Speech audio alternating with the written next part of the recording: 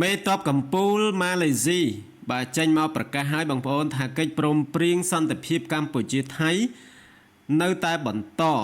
ហើយម៉ាឡេស៊ីនៅតែបដិញ្ញាចិត្តយ៉ាងមុតមមដើម្បីធានាលើការអនុវត្តកិច្ចព្រមព្រៀងនេះលោកមហាម៉ាត់នីសាំចាហ្វាបាទដែលជាមេបញ្ជាការកងកម្លាំងការពារជាតិម៉ាឡេស៊ីចេញមកប្រកាសនៅថ្ងៃទី11ខែវិច្ឆិកានេះតែម្ដងបាទហើយលោកបាននិយាយថាម៉ាឡេស៊ីនៅតែបដិញ្ញាចិត្តយ៉ាងមុតមមដើម្បីធានានៅការបន្តការអនុវត្តតាមកិច្ចព្រមព្រៀងសន្តិភាពរវាងកម្ពុជានិងថៃបាទអញ្ចឹងអត់មានអ្នកឯងចង់ឈប់ភ្លាមក៏ឈប់ចង់បន្ត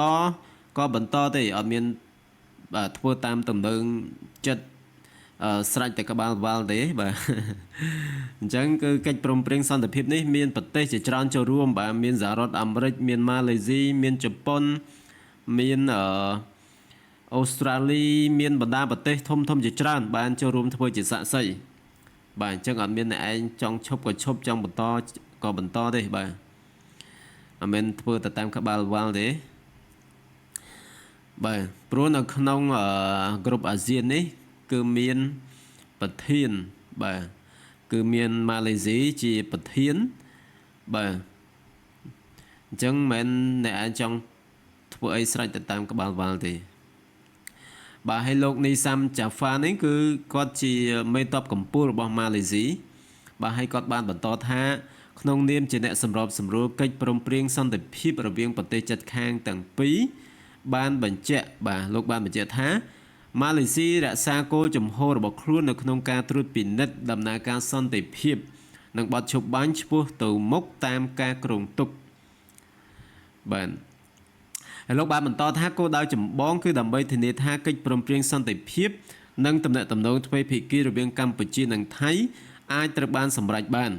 នេះជាការទទួលខុសត្រូវរបស់យើងជាផ្នែកមួយនៃអាស៊ានដើម្បីជួយនិងធានាថា